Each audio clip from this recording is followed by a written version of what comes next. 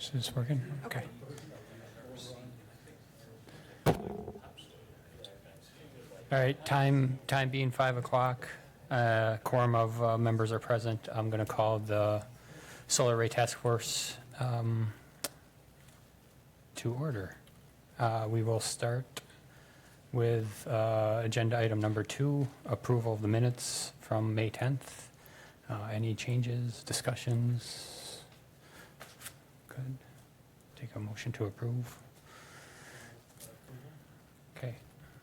Got a motion to approve from Jay. Second from Paul. All those in favor, say aye. Aye. Okay, passes unanimously. And then we'll move on to agenda item number 3, educational presentation by Clark Dietz. Welcome. Thank you. I'm Tanya Westfall with Clark Dietz. I'm a licensed professional civil engineer and lead accredited professional.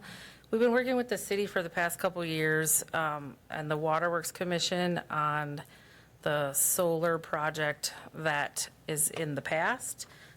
We've been asked to come here and talk a little bit about education, solar in general, and to try to incorporate some answers to the questions that have been asked here by the task force, and also collected at the couple public information meetings that were held previously. So I put together a handout that will follow along with this presentation. The PowerPoint I have here is a little bit more abbreviated. It has almost all the slides, but maybe not as much text. And that's so you can kind of take that home, look at it. I mean, there was a little bit of guessing on the level of information you needed here. Happy to expand on it. If you think I'm running too long, feel free to cut me off. But I'm going to go very quickly through these. If you'd like me to slow down, let me know. But the request was maybe about 5 minutes at the most. And I think I have about 12 slides here. So we'll run through pretty quickly. How do I, oh. I can advance others. There might be a clicker down there. We could. I don't see it. Okay. I'll just raise Sounds my good. hand or something. So in essence, solar takes the sun's energy and converts it to a usable form of power for you. So next. There's widely published benefits of solar. I went to a few sources and found some information here. There's a lot of information published on that, and I don't think we need to belabor that here in specific detail. So we can go on to the next one. A few solar facts, and some of this ties into some of the questions that have been asked. Most of solar panels and equipment are made in China. So globally, about 80%. The U.S. is a faraway second at 5%, and then a combination of other countries produce the panels themselves, and the equipment in particular is mostly manufactured in China. I've underlined manufactured because there's a lot of talk about Canadian panels and corporations in Canada. Those exist, but much of their production happens in China. Solar panels can be recycled after about a 30-year life. That 30 years is starting to increase depending on which product you use and as products become more evolved. There were questions about glare. There is some glare with solar panels, very little in relative terms, and panels are designed to absorb light, so most of the glare is directed up. Durability of panels. They're designed to withstand extreme weather conditions, so something like 160 mile per hour winds. The glass is shatterproof, so even if there's a crack, you won't get shattering. Next slide, please. So in terms of how solar generation is used, this first slide talks about how you connect. So you can generate solar energy and connect it right to the user. Or you can generate solar power and connect it to the grid. How the power is used is directly connected to the ownership model, your regulatory framework, and the financing available. And we'll talk about that in a couple more slides. So next one. In general terms, return on investment for a solar array is 8 to 11 years. Now, that's a United States statistic, not a Wisconsin, Marathon County, City of Wausau, Wisconsin Public Service number. That information gets developed once the project is a little bit more developed, but that number continues to decrease, and a big part of that is some of the more recent legislative and financing rules that are in place, and we'll talk about that as we go as well. Why solar has increased in all markets is because the cost of solar has decreased over 50% in the last 10 years. In some markets, even over 70%. On a longer, maybe more than 10 years, some reductions have been 80+%. So this is a means of generating power that has become more cost effective than traditional fossil fuel generation of power. Just something of note, and this was from a 2020 statistic. Wisconsin sends about $15 billion out of state annually to meet our energy needs. Local solar will keep that money in Wisconsin. That's another reason it's been something important to people in Wisconsin and other states. So next slide. So here's where I talked about how funding opportunities have changed recently. So with the Inflation Reduction Act, this is the single most aggressive and important thing that has changed for non-taxed entities. So the reason in the past you may have heard people say, can't we have so-and-so build a solar facility for us, and because they're doing it over here in another location. That was because under the rules before the Inflation Reduction Act, only entities that pay taxes could monetize the 30% tax credit. You at your home could do the same thing. With the provisions in the 2022 Inflation Reduction Act, non-tax entities like municipalities can get a direct payment in lieu of taxes.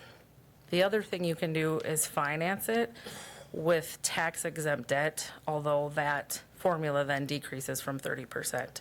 So for the first time ever, really, non-tax entities have been able to appreciate this up to 30% sort of tax monetization, for lack of a better term.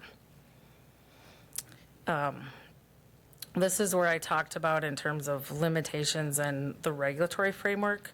So in Wisconsin, there's a net metering limit. If you are a non-electric utility generator of power that's over 20 kilowatts, and you intend to sell that power, you are required to interconnect to the grid and work with your utility on interconnect agreement and sell that energy back to them at a discounted rate. That rate is generally much lower than the savings you would get from using your electricity that you generate. Just as of note, the plant is new, right? Like all of the work that had been done in the past on cost models and that sort of thing doesn't reflect the new plant, nor does it reflect the Inflation Reduction Act or other things we're talking about here today. So your water plant uses 15,000 kilowatt hours per month over the last 2 months. So there's a significant amount of power being used there, and it's between your water plant and I don't know where the wastewater plant sits, but plants in municipalities are the biggest users of electricity. So why that matters is because if you think back to the slide that said you can either direct connect or you can interconnect with the utility and sell them the power, that's why having a big user of electricity near your array is an opportunity. So, next slide, please. So there were some questions about winter climates, and does this even work for a place where we have a lot of winter and snow? So you have this in your packet. You can probably see a little bit better, but The net of it is that, so Germany is a leader in solar generation globally. Wisconsin has a 20% increase in resource of solar than Germany does. This chart shows what can be generated per month, per panel, in each month. So there's generation of power in every month throughout the year in Wisconsin. So this information is, again, it's all relative and it's average to the state. When you look toward putting together a facility yourself, the sun's radiance, weather data, angle of your panels, for your specific location goes into a model to develop what you will produce, how big your array needs to be, what part of the day you'll use the power. And all of that happens during a design phase more than here, but there's a way to maximize your operations in line with when power is available. All of this also gets used to look at sizing of your array and how much you want to use and how much you want to get from another source. So next slide. These are just some broader impacts, and this data comes from SEIA. They're kind of the leading organization on solar. They have a pretty large membership, all the way from residential contractors and designers to global companies that supply products, build utility scale, several hundred megawatt facilities. And what was of note here, in the state of Wisconsin, we're ranked 11th in the nation over the next 5 years for growth. If you look at where we are now, we're something like 23rd where we're sitting. So the direction Wisconsin is going is a relatively quick pace. There's already almost 200 solar companies operating in Wisconsin, and that doesn't count all the sort of periphery type businesses that are related to that. The other one is U.S. data, and I put that in there. I thought it was really interesting, so I thought maybe others would. We don't have to go over that, but so we'll do the next slide. There was some question about construction. What does this look like? What do the panels look like? What does the infrastructure look like? So these are some photos from actual installations in the Midwest. The panels range in height. On the high side, in general, you'd be 14 to 16 feet high. Now, there's stationary panels and then there's tracking panels. And technology is always evolving. So keep in mind, this is all very general and it's based on what's already happened, right? Installation of racking for panels is generally on posts or piles. So they're driven piles or helical piles. And if you look at in the middle picture at the top, you can see some of the type of equipment that's on site. So in terms of construction, it's relatively quiet and low impact for construction. Now, certainly there's vehicles driving all over your construction site, so you will have some disturbance. Construction doesn't take place without that. But in relative terms, it's less impact. And the lower left areas, that's some of your electrical equipment. So inverters, transformers, there's some underground conduit that's installed as well. That's usually installed at 3 feet deep, and oftentimes, again, relatively small equipment that installs that. You aren't going to have I think most people can probably have seen a full-size excavator putting in a sewer pipe on a street. You generally are not going to see anything like that out here. There are some concrete pads. Again, not a lot of them, so there will be some concrete trucks that would come out here, relatively minimal. Access to these sites is generally via a gravel road, and that's for maintenance vehicles in the future. And we'll talk about that here in a little bit. If you want to go to the next slide, here's some more construction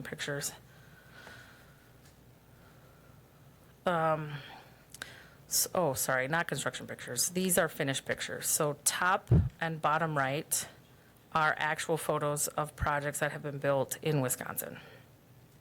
The one to the lower right shows a neighborhood relatively close. The photo to the left is the render that probably some of you have seen in the past. That's a render of the site on Tierney and Bugme.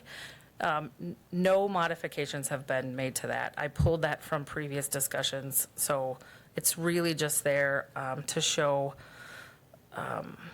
how you can prepare something before you build it to help people understand what it might look like.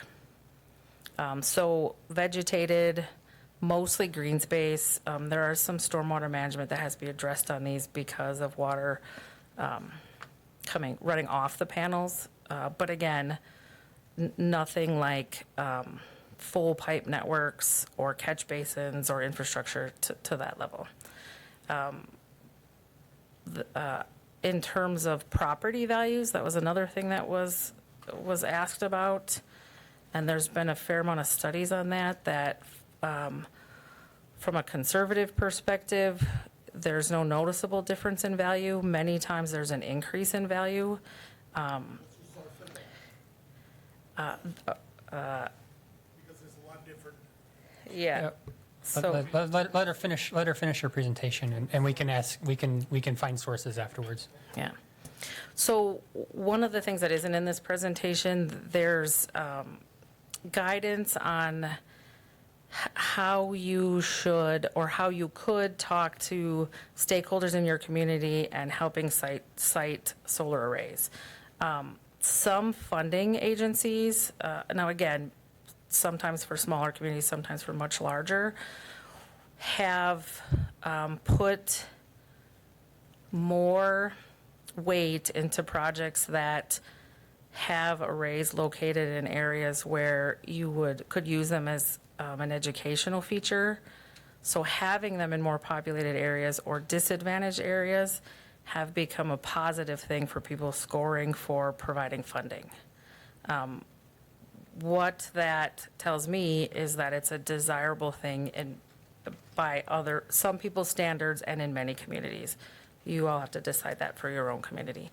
Next slide. We just have a couple more. Operation and maintenance, there was a question of who's going to take care of this? Do we have enough manpower? What's involved? So the articles to the right are just headlines from various sources. The oldest one's from 2020, 2 are from 2023. Operation and maintenance is relatively low. In fact, significantly much lower than running another type of power generation facility, which is why you've seen companies who are utility companies putting up solar arrays themselves. It just cash flows in the capital side of things and in operation and maintenance. In terms of operation and maintenance for someone who owns one, there are times you may have to remove snow. Many times it will slide off itself. The other thing we see sometimes here in the spring is a lot of pollen. You may have to take a day and get the pollen off of there. Otherwise, for the most part, someone would drive out to the site with a pickup truck and do a routine check on everything, make sure everything's running fine, nothing's broken, there hasn't been any vandalism, and fencing, I guess, is something you would also take a look at, but otherwise, maintenance is very low. I think there were some questions about what if some panels break. In the beginning of a project, you would generally buy some of the same panels, keep them on hand in case you have to replace them. Panels are intended to be, per OSHA, a one-man lift. So by design, their size, so one person could take a panel off and put it back on without injuring themselves. Next slide. Noise and aesthetics, there were questions about how loud is this facility. So an inverter is about 45 decibels. If you go into Google, you'll find all kinds of things. Some of them will say they're 25, some will say 50. 45 is kind of more common. There are different kinds of inverters, so you'll have a different sound coming out of those. That's about the sound of a fan or a normal conversation. Despite that being a relatively small amount of noise, inverters are usually placed as far away from neighbors as possible to mitigate that even more. There were questions about what does it look like under these panels. Pollinator habitats are becoming very common under panels. You can put sheep in there and use them for agricultural purposes. Less popular, that tends to happen more if there's a rural array that maybe utility company has owned, very large scale, and they've worked with an agricultural producer to have that. It comes with the same challenges you have if you have animals grazing on non-solar land. So pollinator habitats have been one of the most common things on solar arrays. And that's it. So I'll take questions if you have some. Your packet has a little bit more information. Thank you. Any questions from the committee? I guess I had a couple. The 30% tax credit, is that towards the construction of, is that the total cost of the construction? Is it 30% of that? It's relatively complex. So, no. Yes and no. Okay. And also the program's not fully established, and let's say you had the thing built right now this minute, you couldn't ask for your money because the money is still at the federal level. How about I put something together for you on that? Okay. Would that be all right? Sure. It's relatively complex. Okay. And then, what else did I have here? There was talk of maybe walking paths or something through the sites. But So- this is going to be fenced in. Yeah, Just so elaborate this on that is a little bit. this is a power generation facility, so it needs to be fenced for everyone's protection. Generally, there's a fence, you put the road next to the fence or some kind of buffer so that the panels all sit further in. And then if you need to maintain it, you'd come in through a ring road or one that maybe bisects it. But there's certainly opportunities to do something outside the fence, but you don't want people where you're generating electricity. Sure. Go ahead, Paul. Thank you for the presentation. When you were discussing the noise, you noted the noise of the inverter. If we were to look at having solar panels that moved and tracked the sun, I think there were a few questions also about any potential mechanical noise from the movement of those panels. Is that something to be concerned with? I don't think so, but I can get you an actual rating on that. I don't know what that is offhand. Okay. And then the other question I had, and I don't know, how much work you've done on this project thus far, but as far as conducting some sort of site location study, what does the power generation potential look like if we were to keep the majority of those trees on Bugby versus going to a more manicured landscaping? I'm just kind of curious. I think the trees have been important. Yeah, to there, people.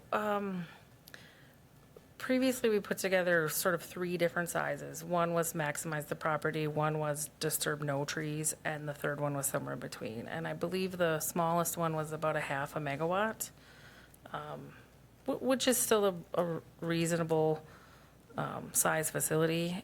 Your old plant, I believe we estimated at almost 2, do you remember, was it 2 million?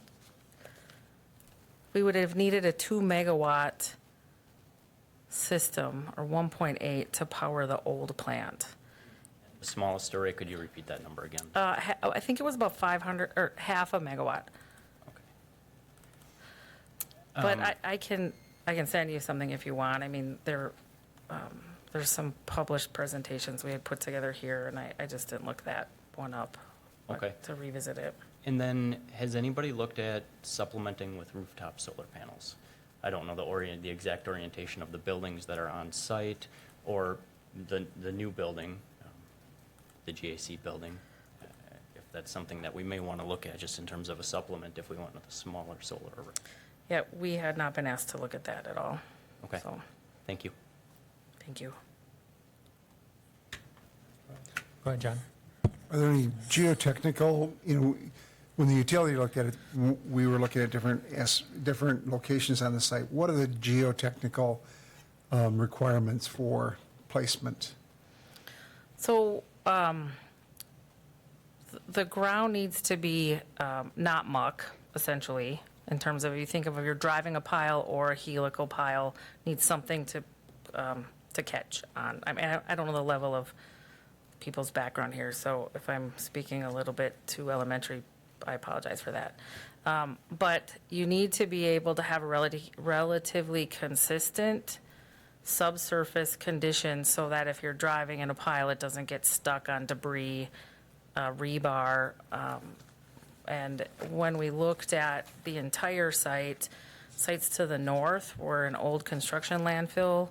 And we worked with the city water department to do backhoe excavations out there and kind of mapped where there was underground concrete, rebar, maybe some old culverts, asphalt, and it was pretty extensive to the north, which would leave a very small area available to put something in. The other thing that site's used for is stockpiling of material, and there's something like 15 years worth of aggregate sitting north of the plant that's been stockpiled there for future use.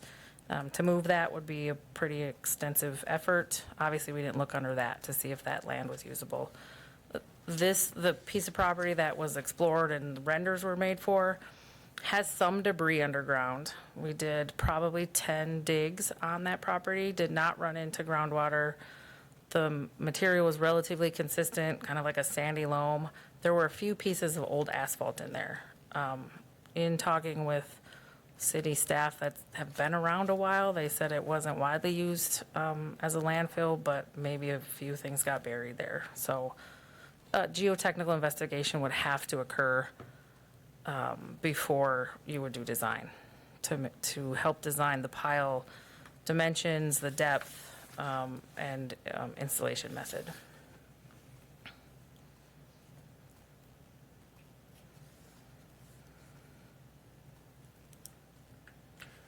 I have a couple questions on this, the sourcing of the panels.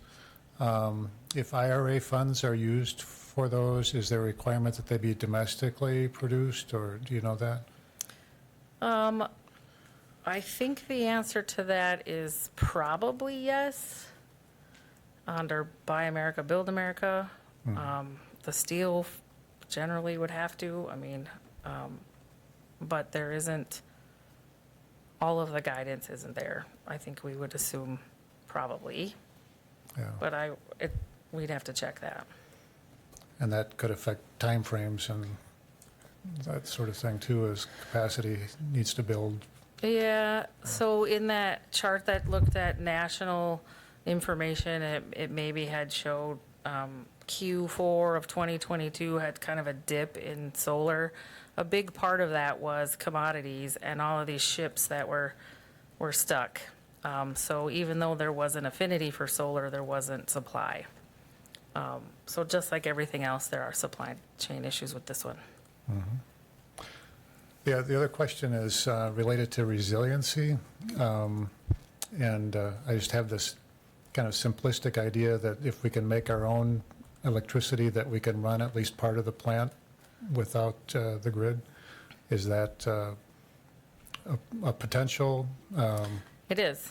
It absolutely is. So you would look at critical equipment and what you could power on that side of things. The plant also has a fuel generator on site to help with that, but that's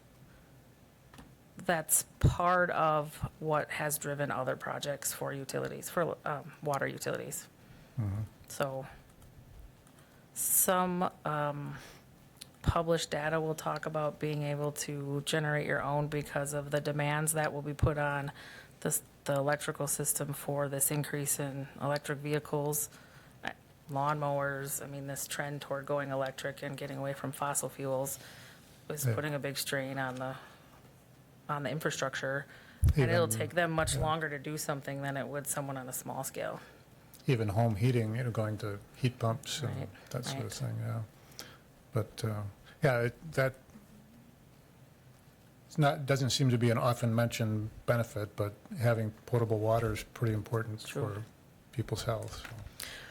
Well, and correct me if I'm wrong, Eric, on that, but as a water utility, you have to talk about resiliency in your reporting on the water side, and threats to your system. You guys have emergency response planning, and it does include security, resiliency of your infrastructure as well as your controls, your billing, any number of things, so. Doing this with warm water. Looking for an aerial view. So you already mentioned geo testing would have to be done there to get a proposal going. I guess if we decide to go there, or if we decide to go elsewhere, what are some of the key decisions we need to make to help you guys To move a to move a design project forward? Yes. So there needs to be an understanding of the ownership model, right? Like, do you want to own all of this yourself? Do you want to size it in terms of using all of the power? Do you want to size it by, based on the size you have available, maximizing it, the land you have available, maximizing keeping trees there? So where the thing will go and what size it'll be. The other thing is the new plant has not been evaluated for need. And then, so there's the need today, and then there's the 30 years out on what you would use for power. All of the work that was done previously took the old plant and kind of extrapolated it based on relative ratio of size. Now there will be data available on actual usage. Geotech comes in after you've selected your site. And it can be done really at any time after that. You'd have surveying of a site, so if we're talking about the site adjacent to the water plant, that already has been surveyed, so that's ready. So really a decision on the size that you want this to be, and more so the location.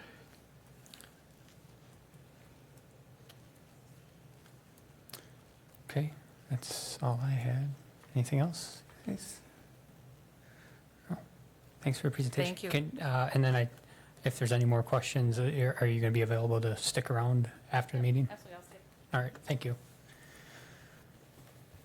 Okay, next we have on the agenda discussion and possible action on solar power and the city of Wausau's vision. So I don't know if, Eric, you put some of this together, if you want to kind of go over what you were thinking here. It should be in the packet. It's like 6 bullet points, 7 bullet points. Yeah.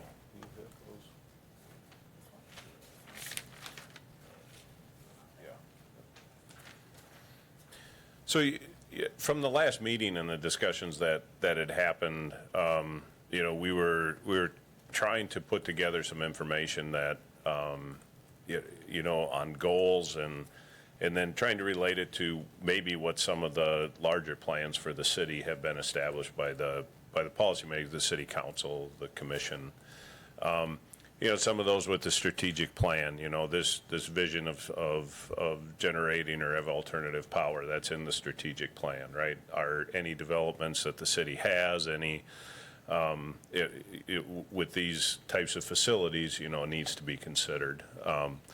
This solar generation was considered during the planning and design of the new water treatment facility. It was part of that discussion. It was something we were going to look at once the facility was designed up and constructed. And so we're into that point right now. And so we're trying to mesh with the goals that all of you had discussed at the last meeting, along with what the city has discussed or actually has in place. And so we look at, from the utility side, we want to look at all ratepayers of the utility and what the benefits are overall for the ratepayers throughout the entire city. And not only the current ones, but, for future. And how do we maintain rates and prevent, or minimize future rate hikes? And so this would be a step in that right direction as well. Back to your point on resiliency, we're always looking for ways to have, making sure we have resiliency, redundancies throughout the plant, right? We've designed for those, we've put those inside the plant, and this would be something else that would fall in line with that as well. So as far as goals, as far as trying to meet what the criteria that we're looking at, this would fall in line with that as well. The one thing that was talked about that hasn't really been done yet is, a citywide educational outreach, and so I'd really like to get from the task force, what your thoughts are on that and kind of how you would like us to proceed with that, whether that's just educational material on the website or if it is, sending out citywide surveys to get information back, kind of targeted questions on information that you'd like from the community, those types of things. And so, because I believe that this task force isn't just for the water utility, but I think it's like for all of our projects. The city's looking at a path for a new DPW site, right? To put up a new facility for a maintenance facility. And what does that look like in that area that we're going to put that up, and how does that benefit the city and the ratepayers and the taxpayers within the city as well? And so I think just to have an overall goal of solar and maybe a direction on what that is, I think that is something that I would like to get out of this task force that we're having from all of you. Okay. So those bullet points are kind of listed in the packet. Anyone have any comments, or do we want to discuss any of those listed out? Yeah, go ahead, John. The providing public education and an opportunity for public input, I think, is really important. So much that happens in the current forums available, on Facebook or Wausau Pilot or whatever, is like 95% negative without much factual base. And so it's good to be for the city to be able to present. We've thought about this stuff. We're not dummies. Right. Yeah. and we're and so get some facts out there, and then I'm not suggesting that I know anything about survey design or whatever, but get some input that can be reflected back to the community to say, well, here's what the community thinks about these things. So I think that's got to be one of the highest priorities thing. It's just so easy to get stalled and then be criticized for being stalled. That it helps to get some forward momentum. Okay. Do you have any thoughts on where you would like to see educational, or how to present it? I mean, yeah, that's it. I mean, in terms of like the yeah, how to better yeah. not have negative. Well, I think it's important to have facts so that people talk about something that's real and not, what somebody's cooked up in their discussions with other folks. And I don't know what the best forum for that is. It's probably a mixture of lots of things, right? The Right. communication that we have available here. But I don't. There are probably people that know. I hope there are people that know more about that than I do. But I thought maybe you had something specific. yeah. Go ahead, Paul. The public information meetings that were held at NTC, I don't know, those were a year, maybe 2 years ago Yeah. now. They were well attended. People came. I think there is a desire to learn about these things. So I think one outlet could certainly be scheduling those public information meetings, but throughout the city, or and I don't know if there are, one this week, one the next week, or one per month over a series of 6 months, or I don't know exactly what that looks like, but I think those public information meetings would be a great opportunity. Go ahead, John. I think, though, that they need to be tied into a timeline and event, because if you just have meetings without having either a report, a discussion of options, or solicitation of input, they're not of a lot of value. So I think what we have to do is figure out when it's appropriate to engage, how we engage them, and what we're looking for those comments to be on. Are they the concerns of the neighborhood? Are they on the options that are laid out? I attended those meetings, and I quite honestly I think they could have and should have been run differently in terms of presenting the background information, looking at options, and then getting comments on them. They weren't as organized as perhaps they could have been in terms of sharing information. In fact, if you wanted to, another option would be to do what DOT does a lot, is just bring in various schematic drawings and having people there to collect input and raise concerns. So there's a number of ways you've got to do that. But I think I agree with Jay, is that one of the reasons why we're here is to sort of develop the background, the information, and present it, and then get feedback. And the question is at what point do we collect that feedback, and how will that feedback be used? Because you've got people in the audience, if we're soliciting their input in earnest, we need to know what type of input it is and when it should occur in the process, so it's not too early or too late. So if we could work potentially on a schedule of, we're sort of in that fact-finding stage, and the fact-finding is the value, the benefits or concerns relative to solar. What are the concerns of the neighborhood? From that, what are the options? What are the goals? At what point do you want to take those? And what are ultimately, this group doesn't make the decision. They may make recommendations or present options. What does our end product look like? Is it a policy for the city? Is it a policy for the utility? Is it a policy for the plant?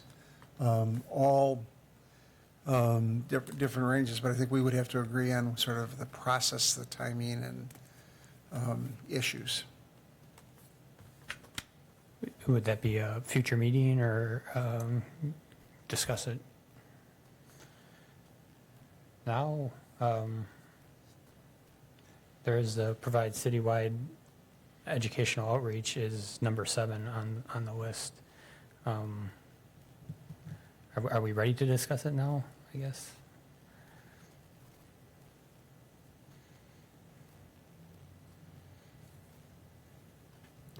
Or-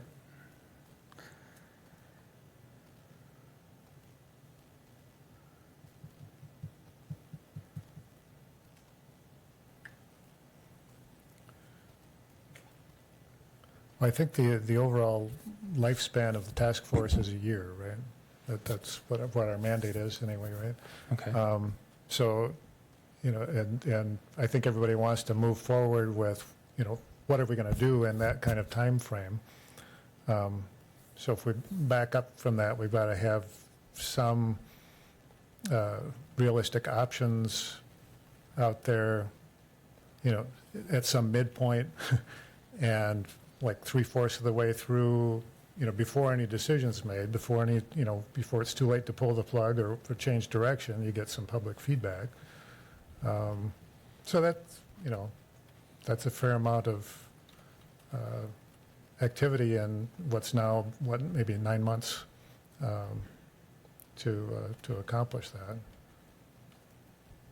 But it's, we would need to then go back to the engineers and say, update what you were, what you'd done a few years ago.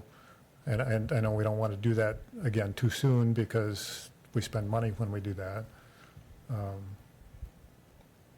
And so, what other background we would need. I think some of the input from the neighborhood has been helpful in terms of what we would modify from the original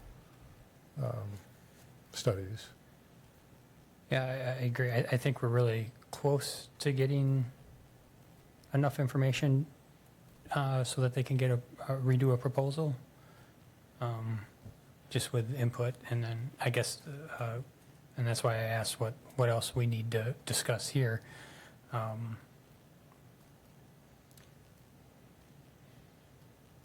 To actually move this forward and get them a proposal. One of the items they brought up was interconnection versus direct connection. I guess how do we as a committee feel about that, and maybe we might need a little bit more information on it, right? If you have it. So my understanding is direct connect is it connects directly to the utility. Right. And is only used on site and nothing is sold? So, yes and no. So when I put this together, I didn't make the presumption that you had a site selected, right? So if you're adjacent to your user, you would benefit from a direct connect. That was the path that we went down before. You would always engage your utility regardless, in terms of putting this system together. It's a matter of sizing your facility on if you'll use all of your power as it's generated, and if you don't, do you want to sell it back? Storage wasn't looked at in the past. It was cost prohibitive. We haven't looked at that since on this. You could. It's trending in the right direction. I can't speak to if it's there yet because we haven't had people put it in on projects of this size yet. If you generate more than you can use, you would get into an agreement with Wisconsin Public Service to sell that back to them at a negotiated rate. If you were to do an interconnected system and generate all of the electricity that goes back to WPS, you enlist yourself in a program that they manage and they sell that back to you. So Direct Connect still has a selling option, but you also are first using it before you sell the excess. In the interconnect way, I've simplified it. Everything you generate, you're putting back in and you're buying it back from them, probably at a. I understand. So interconnect would be if we wanted to put it out in the middle of a cow pasture somewhere. Correct, yes. And use their infrastructure to get it, to essentially say we're buying green power. Which we would have to pay to use their infrastructure, basically is what the reduced cost comes down to. Or the reduced. Right, selling. because in Wisconsin, you right now are not allowed to be a third-party generator of electricity at that scale. It would take legislation to change that, which probably won't happen this year. It's been introduced a couple times, but it's not there yet. So that would be the benefit of having it locally right That's there, correct. right there by it. Okay. Yes. Is Go ahead. is the discount that would happen if it was through the interconnect, is that about 50% that we would get? I could only speak to what the proposal was last time. It changes as WPS goes through their tariff, through the Public Service Commission. It was under 3 cents last time, and I think you guys pay, is it 8? Something like that? 7, 8 cents? Now you're on a plant, like that changes, right? If you enroll in a rate plan with WPS, it changes as you use it, peak times. So it's not a straight conversion. what happens is you get interval data, 15-minute intervals, and you compare what you use to what the rates are, and it's a more involved model, cost model. So less than half in this case. It really just depends on the utility. That's what it was last time. So there's, another way of saying it is there's at least twice the benefit to putting it on site as locating it somewhere where it'd be tied into the grid. In terms of straight kilowatt hour, yes. Now, you are also taking on the capital cost of this, and you have to account for paying for that. But the ROI then gets calculated based on paying back your capital. And last time it was up to 20 years in one of the scenarios because there was a sellback that was included at, it was either 2.4 or 2.7.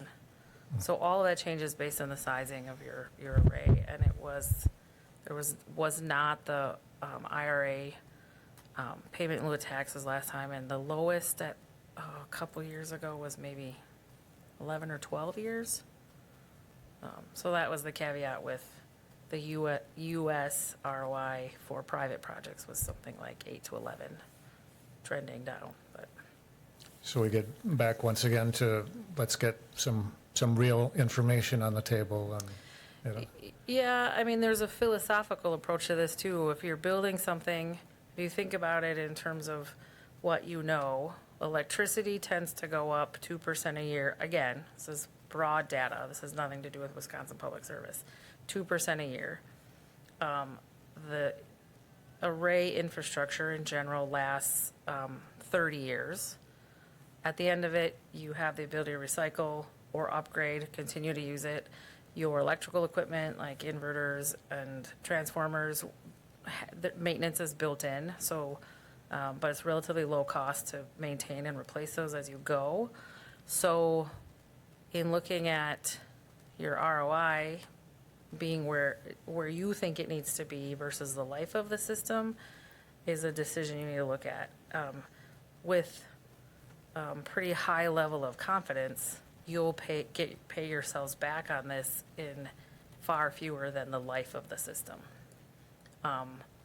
And if you look at an increase of 2% a year in the cost of electricity, you know, that you build that in, that goes down a little bit more if we have even bigger increases in the cost of electricity. So you don't have to do all that work and do all the math if you have some sort of idea on, we only want to do this project if we can get paid back inside of 10 years, 15, 20, the life of the system. And then you won't have to, it's a quicker approach to it if you can go about it that way. So I guess if we were to go forward with a solar project, it would make sense to have it locally to the utility, to the water utility there, so we could directly use it.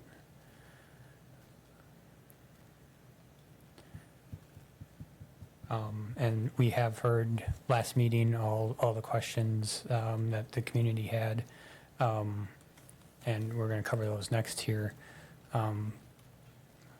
With their concerns in mind, do you have enough to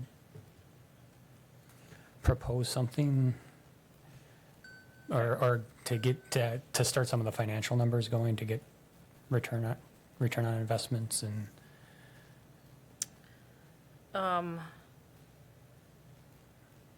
Well, if I'll make some assumptions. Tell me if it's right or wrong. The array would go in the location that was previously proposed, adjacent to the water plant. Correct. The idea would be to minimize trees or remove some, like Minimize removing them. remove none Okay. or no. I guess. So that would be the decision to be made before we could put together, I mean, you know the size of the thing before you could put it together. Yep. I guess what's the committee's thoughts on that? Remove some? I think that we have committee members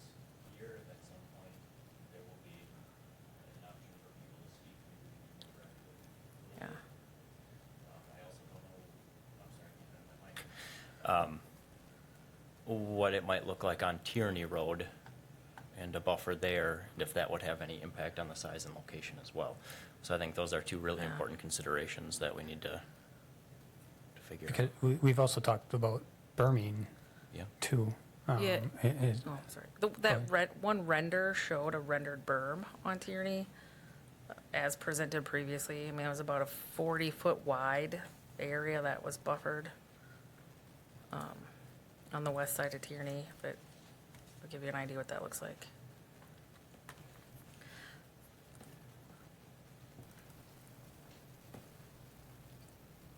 Yeah. Yeah, I'm go not, ahead. I'm not convinced that we've exhausted the evaluation of the entire site. I'd like to just look at the site again to see if there are alternative locations and opportunities on the existing site for placement of it. If there's aggregate that limits us in one area, is there a possibility to move that aggregate? But I think we would not be fulfilling our due diligence if we don't look at other options on the site, and there may not be any, but at least we've done the due diligence. So I think we need to start with, just an evaluation of what's the possible. I guess, who would you see doing that?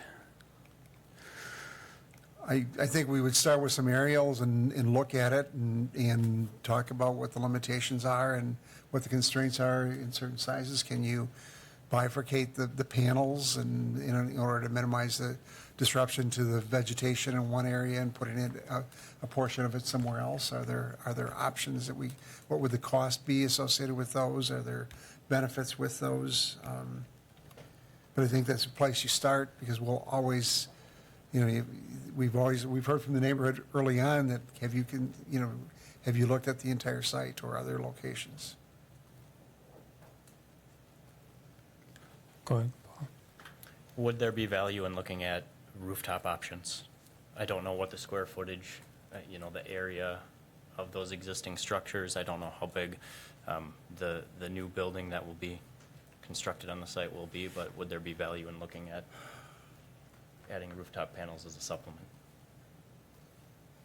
I think there would be. Yeah, I mean, we can look at the square footage to supplement what would be on the ground too. Yep.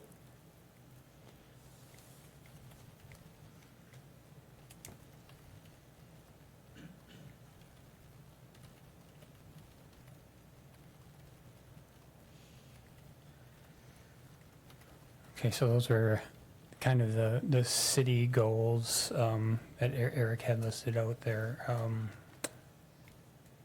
And then afterwards, I had kind of any more discussion on that, or we can move on to making sure the community questions are answered. I believe that's the next bullet point. Okay, so we'll move on to the next bullet point. Are that? Can I ask you one more thing? Yeah, go ahead. Do you have a budget in mind? So here's what I ask, in terms of looking for different locations, that you would ask, like, what other things do you need to kind of help develop the project?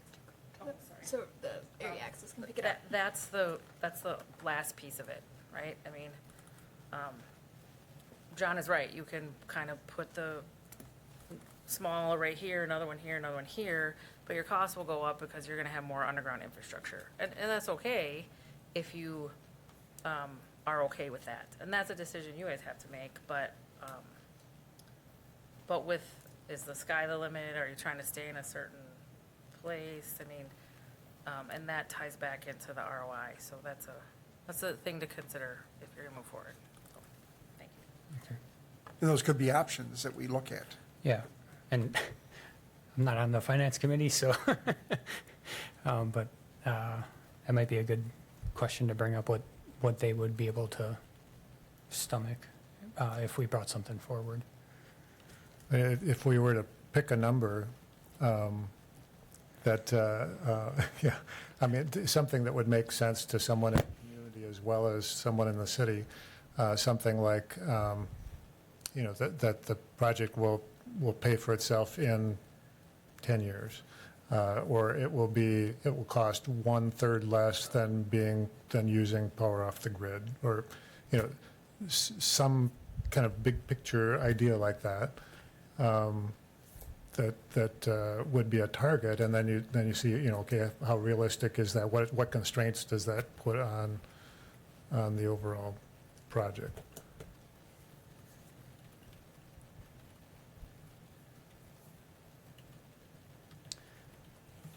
Yeah, I mean, I come from the corporate world where everything is return on investment, so everything's an ROI number, so they're always looking at how many years to get the payback. I guess, is that a number we want to come up with? I feel like we should, and that could be a guideline going forward for future projects. We're always looking for X return on investment. I heard 10 years quite often. I know corporate world now, I mean, if your return on investment isn't 3 years, they don't even look at it.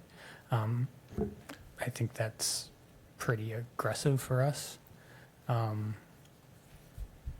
But I really like that 10-year return. Well, there's a guaranteed demand for water, so it's not like a corporate product, where Correct. there may be no demand for something 4 or 5 years from now, but. Correct.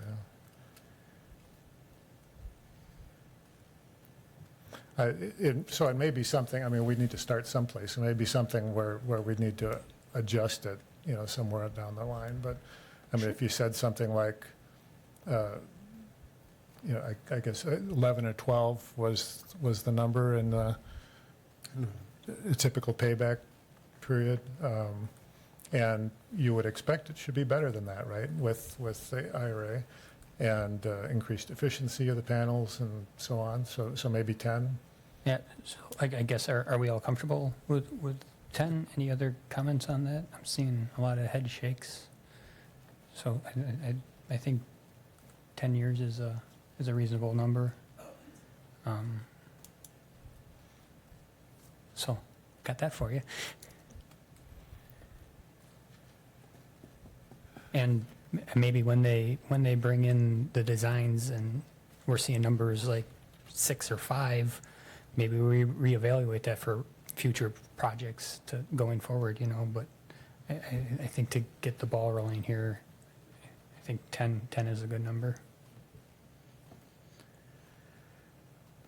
Okay, we'll move on to agenda item what number is that?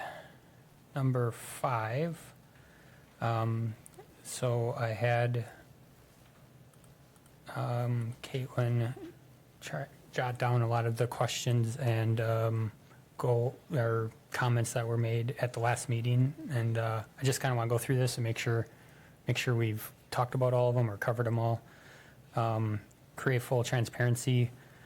I feel that kind of goes back to our educational, coming up with some type of plan there. Just having this task force also, I think, helps all of that. Any other comments there? I think coming up with that plan is something we have ironed out by the next meeting, and maybe okay it then and start rolling that out after the next meeting. I also think about the community meetings that we have. So the Worley Park community, or the Westies, maybe there's a month where we just go to all those meetings and give a presentation on solar.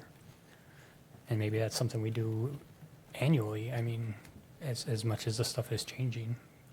Go ahead, John. But again, for what purpose?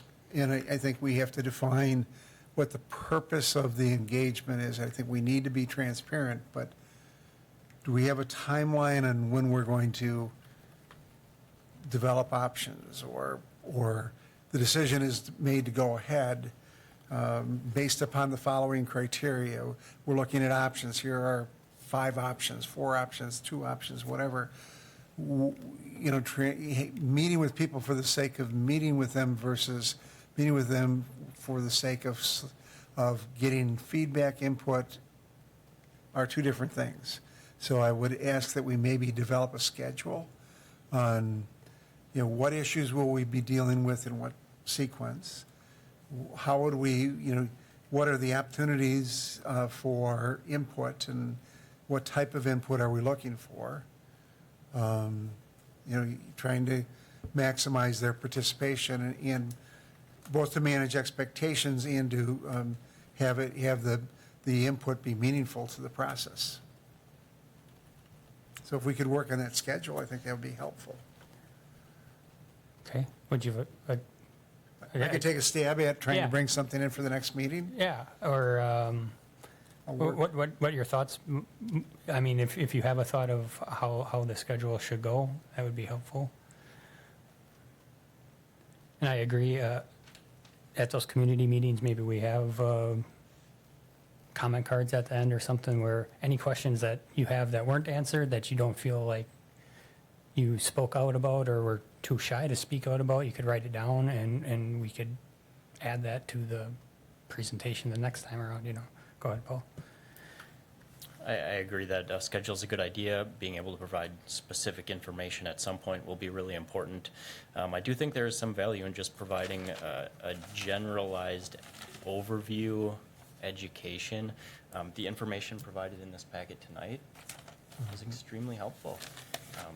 Just the noise, the size of the panels, where they're made, the fact that they do generate, albeit a little bit less, but power in the winter. Some of that generalized information I think is valuable as well. So, and maybe that's a first meeting as we're going out into the community, or part of that at any rate.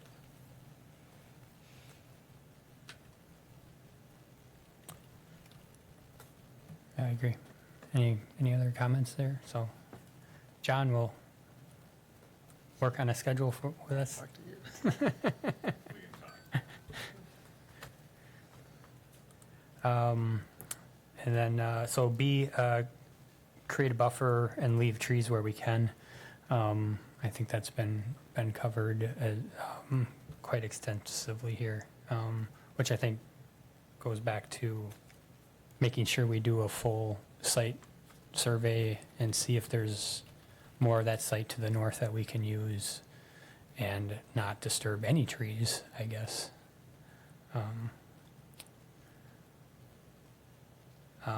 Work to not negatively impact the neighborhood.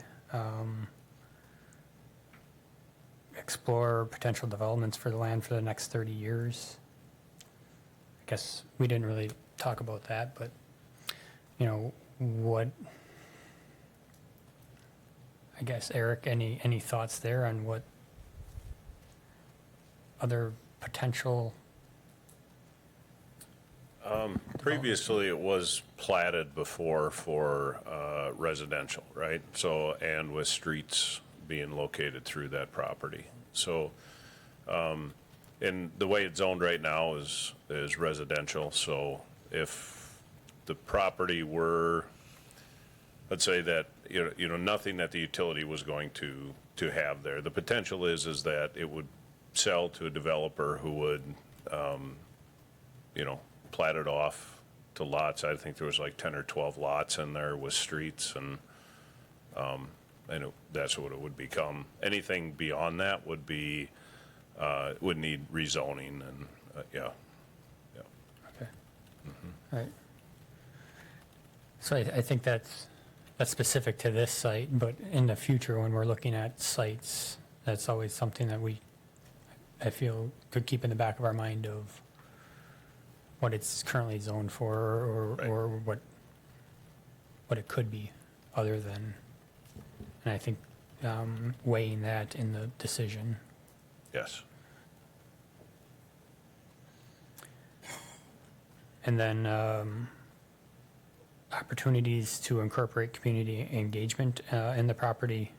I mean, if the solar goes there, it sounds like it's going to be all fenced off as like a power generation site, as like I think a WPS down in Wausau there, you can't get in, you can't get anywhere near it, you know. Perhaps around the outside, it sounded like there could be some things. If we leave trees, any other thoughts there?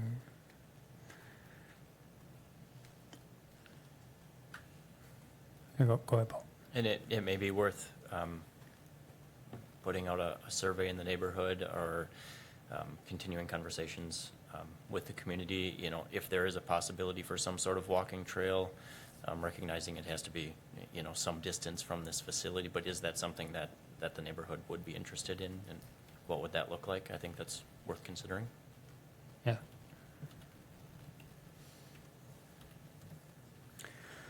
Okay, city budget goals, I think this was a lot of what Eric's bullet points were, different sizes of the raise and how it offsets power. I think with a 10-year ROI goal, I think that gives you a good size to shoot for. Capitalize on federal funding opportunities. I didn't know about non-tax collecting entities not being able to collect that credit, but now that's all changed. So I feel like we really have an opportunity here to help fund some of this. Lifestyle and net impact. Recycle. Huh? It's supposed to be life cycle. Oh, life cycle. The life cycle and net impact of putting the power back on the grid. And I think that comes all back to cost. Institutional knowledge to strengthen the workforce. You mentioned keeping this local to the utility. It's also local to the tech school. I think there's a lot of opportunity there to use as an educational site. It's just another reason in my mind that to think that this is a good site for this stuff. Do we know how that would work? I mean, how the tech would be engaged with the contractor or the utility or whatever, the other models for that, how that's happened? I can only speak from people I know who have gone through the tech. I don't think they would be there for the install as much. But with it right on site, I don't know, access to that inside that fence area, is that something that you could give tours of? And then would the utility own that fenced in area? So it would be up to the utility to, Yeah, it would be just like if you were going to tour the water plant. You'd have to get permission and wear proper PPE. And so, yeah, you would, as a city utility, control access to that. okay. Chad, Yeah, go ahead, John. you know, if you look at the NTC's facilities on K, the grazing farm, there's also wind turbines there, and I think they build that into their educational program. So you would want to contact them relative to alternative energy supply curriculum or program, and perhaps look at both wind generation and solar generation. And there may be some educational opportunities and training opportunities associated with NTC. Yeah, I know that the apprenticeship program through NTC, just personally, reading it in the books is one thing, but then being able to actually go out and tour something and see it, really, it helps me learn. So I think there's a great opportunity there. On the sustainability goals, we talked about the lifestyle of the panels, percentage of the plant that the project would be helping. I imagine with the 10-year ROI, you'd be able to use that number to help determine what percentage of the plant. But just a rough guess, would we, in the summertime, be able to completely power the utility?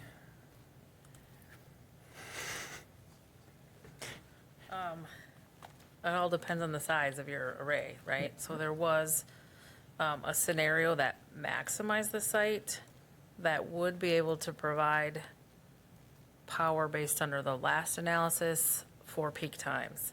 However, that plant runs 24/7, so so no, it's not 100% power without storage. But you would maximize it in terms of when power is generated and when you use it, and you could operationally look at if you can make some adjustments to capture the power you're generating. So unless you put storage in, you wouldn't get to the point of using all of it. So, Okay.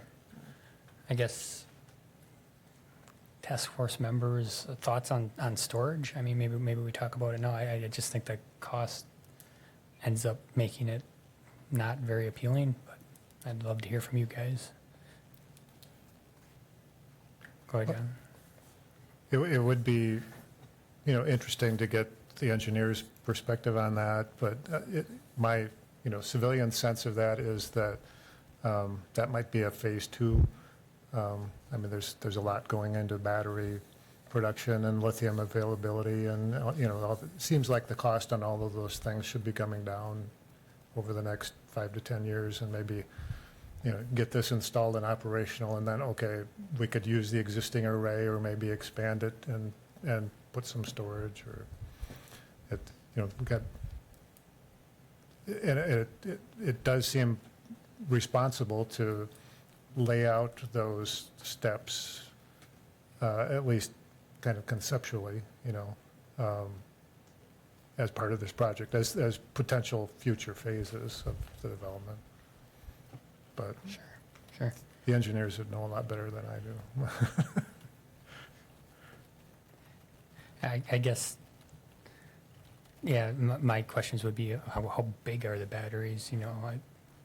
I've seen car batteries and stuff, but to actually get a power utility battery, I mean, what sizes are we talking here?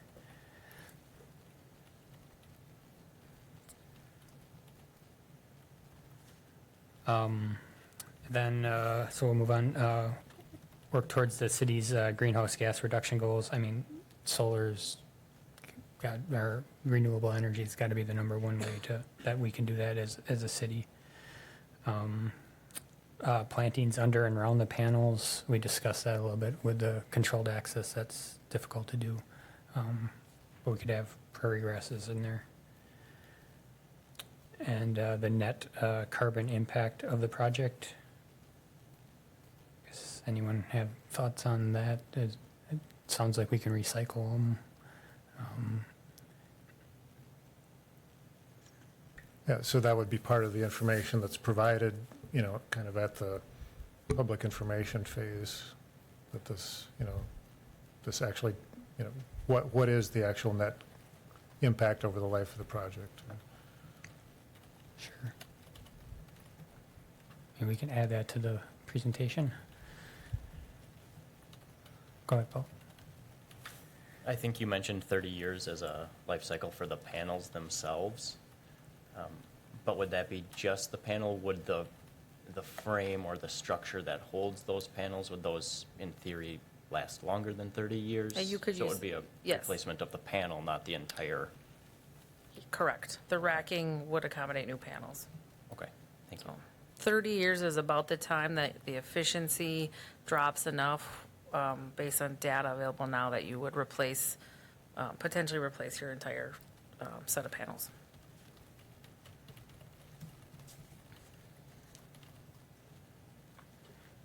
And then the fourth item there is create resiliency of potable water for the sustainability of the community. And I think we covered that, where this would just be another cog in that plan to make sure the city had water available to it.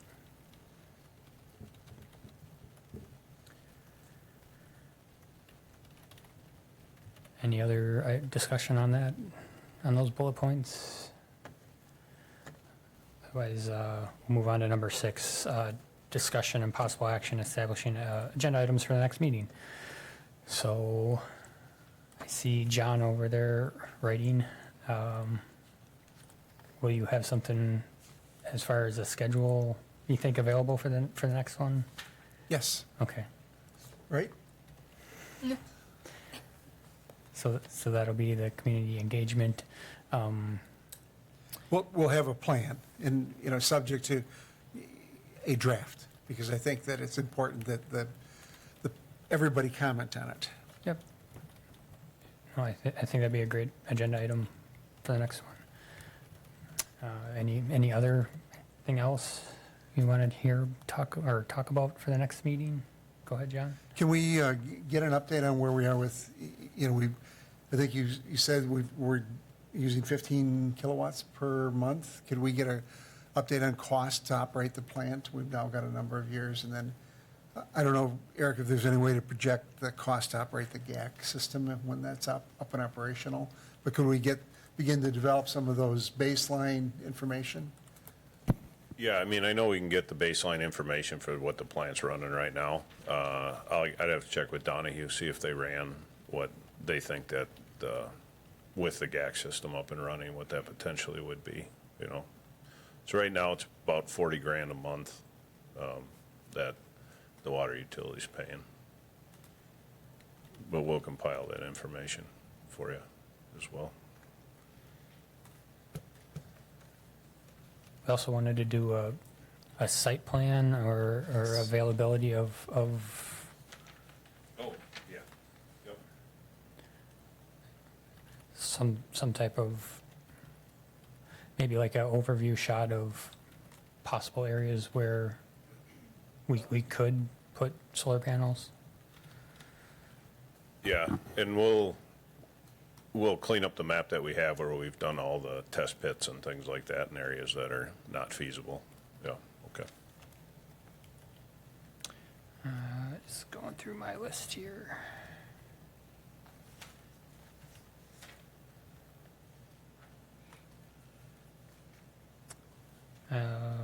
Rooftop panels, maybe include that on the site too.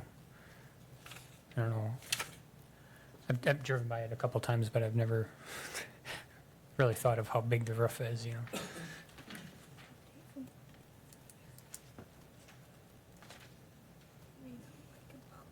options.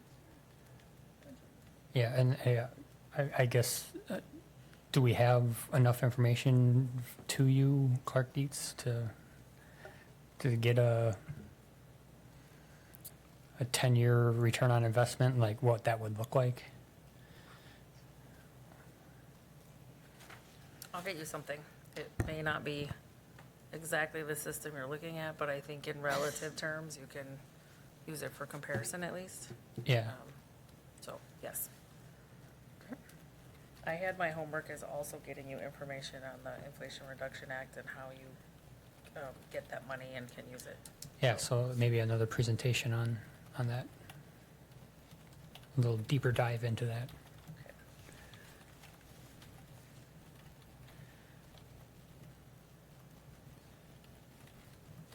Any other notes anyone has or thoughts? We'll also be going over the minutes to see if we missed anything, so.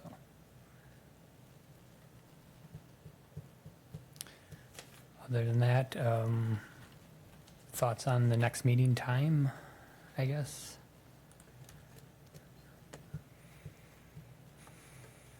How long the schedule will take, how long, Tanya, will you need?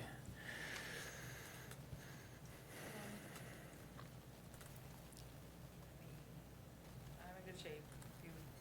Are you monthly or you want it to be sooner? Is monthly a good cadence? Okay. Yeah. I mean, we can send some things to you if you guys distribute information between each other outside of this meeting. I mean, I have a list of other things in terms of noise and what space is available on the Bugby property, if all the trees were left. I mean, I have some other information to just get back with you and can send that ahead of time if you are a little more aggressive. It's really just the ROI calcs. Because we are going to have to obtain some information from WPS. And it's beyond our control and how long it takes to get that. So that's probably a month out. Okay. Okay. Caitlin brought the calendar up. The week of July 17th is open as far as this room and being able to make sure we keep recording these meetings. Other than Monday. Well, I'll be here on Monday anyway. We want to stay away from Wednesdays. Is there a meeting on Tuesday there, John? County At board, the county? County board at 7, At 7? and human resources at 3, so. Okay. So Tuesday's no good. Thursday Thursday? works for me. Thursday we could, yeah, 20th, 20th?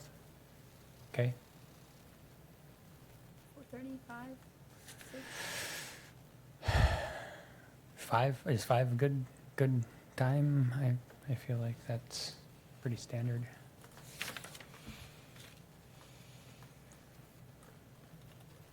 Okay, so we'll work on an agenda for July 20th at 5 p.m. and come back with the schedule and maybe an option to look at for that meeting. Any other thoughts? Otherwise, we'll move on to adjournment. I'll move. John moved to adjourn. You want to get a second? Public comments or not? No, not tonight. Second. All right. All those in favor? Aye. Aye. Opposed? No one? Okay. We stand adjourned. Thanks, everyone. that second, right?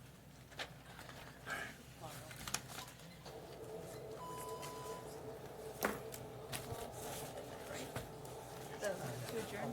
It was I was trying to go to an aerial photo of it, and it opened up a folder with a flyover.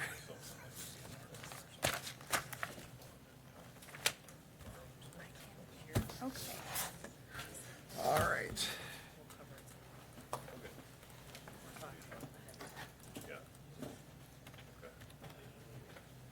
Has Clark Dietz done a solar project like this? Yeah, we've done about 100 megawatts of solar design. Similar We size, will see you soon. Yeah, roughly similar. yeah, For a municipality. not for municipality, in this way. Because of the Have you change of had your 20 days ultrasound? All of them go well?